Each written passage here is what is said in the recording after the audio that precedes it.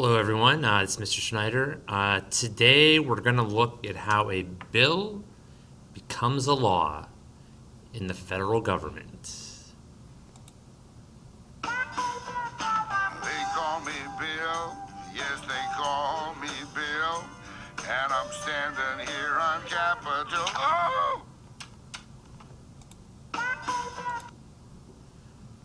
All right, there's obviously more steps than that, so let's go ahead and go through the different steps. All right, the first thing is a bill has to be introduced by either a senator or a member of the House of Representatives.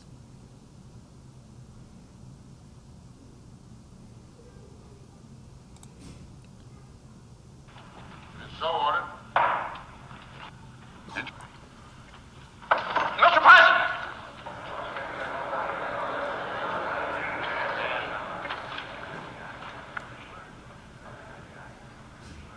The chair recognizes the rather strong-lunged junior senator, Mr. Smith.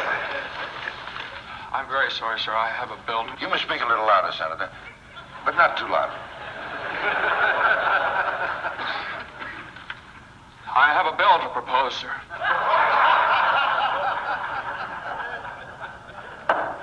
Order, gentlemen.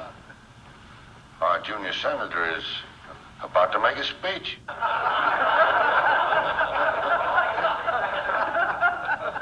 You may proceed, Senator.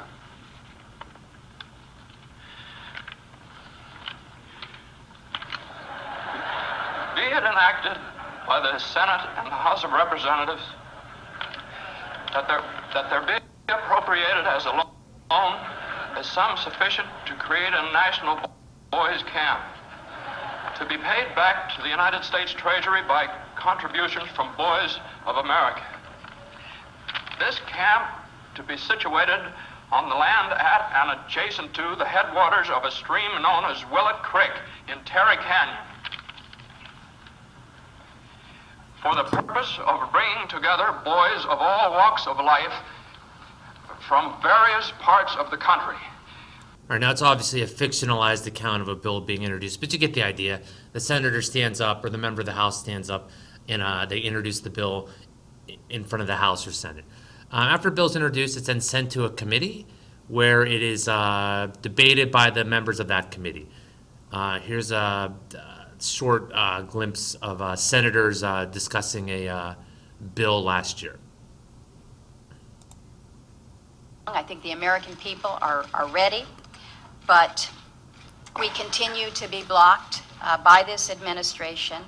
There is already a veto threat out there, but I don't think that threat should deter us from our initiative, both as a committee, as a Senate, and really as a Congress. So I think that what we need to realize is what is the emergency here for Congress to usurp the process and become a siting committee and approve a pipeline for a route that is not yet approved. Why does it make sense for the Congress to do something that could put at risk the better days that consumers are seeing at gas pumps across the country right now? I mean, everybody's got their point. Make your point. But let's get the bill to the floor. Let's have that debate on the floor, and let's get the important work of this Congress started. Let's debate. Let's vote. Let's get it done.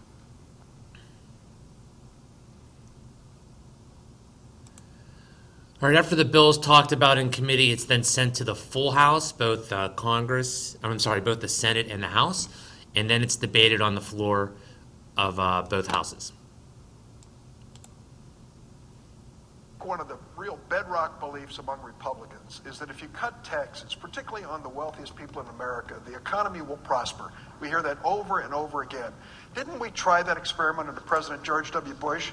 Didn't the debt of the United States double under the president, and he left a shambles behind him? 2.3 million jobs lost in the first 3 months of President Obama's administration because of this failed economic policy, which you continued to espouse, that if we cut taxes on the rich, America is going to get wealthier. Haven't we tried it? Where are the jobs? Could I take a little trip down memory lane with my friend from Illinois, who I had the great privilege many years ago, I don't know if I should mention, 1982 election, he and I came to the House of Representatives together. And you might recall that one of his own, then a Democrat congressman from Texas, got together with President Reagan, and guess what we did? We cut taxes, and guess what? We had one of the strongest recoveries in recent history of this country. Because, could I just say, finally, because we didn't start spending and add spending without paying for them. And I would say the senator from Illinois, he is correct. The spending that went on in the previous administration was not acceptable and led to the deficit. Let me just finish.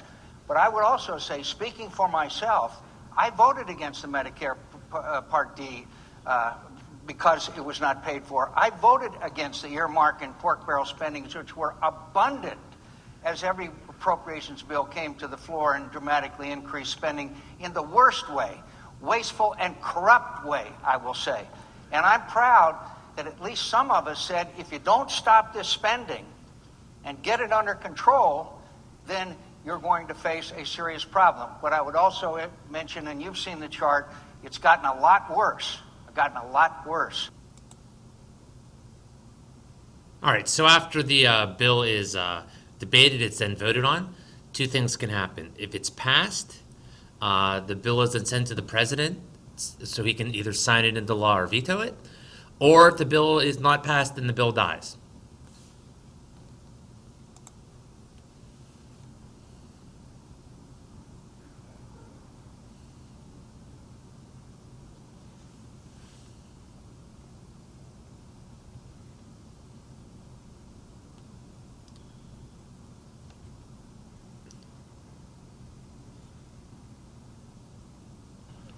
Is there anyone in the chamber wishing to change their vote? Before the chair announces the vote, expressions of approval or disapproval are not permitted in the Senate. The yeas on this bill are 68, the nays are 32. The bill as amended is passed. No. The clerk will call the roll. Mr. Alexander.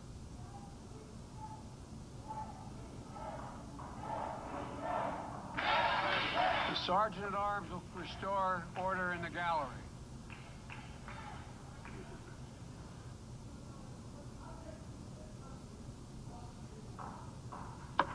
Sergeant of Arms will restore order in the gallery.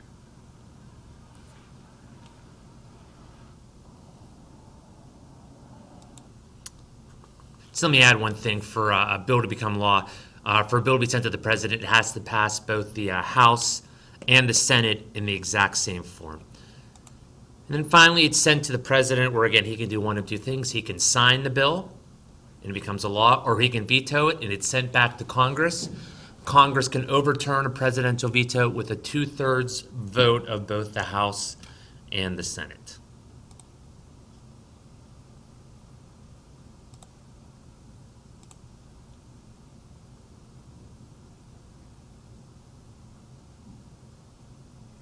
When I'm watching the game, I don't want those ads coming on loud. That's right. I don't want to have to pick up the clicker. You know, this is practical, When have we makes a done? difference right away. If we're couch potatoes, when That's is what the I'm- last? and look at this is all this. One-page bill. One page bill. That's And what then I'm saying. the Senate did turn it into almost In- 2 pages.